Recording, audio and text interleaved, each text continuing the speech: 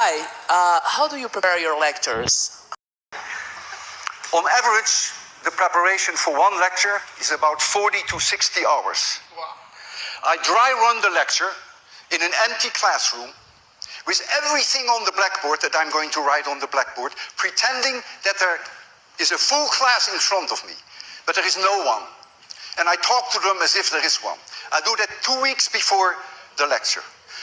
In general, the lecture is then a little bit too long, so I have to do some surgery.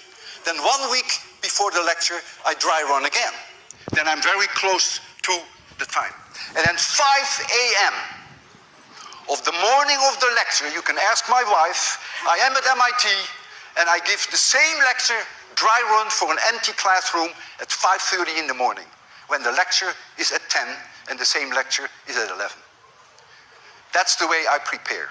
Don't tell my colleagues, they will hate me.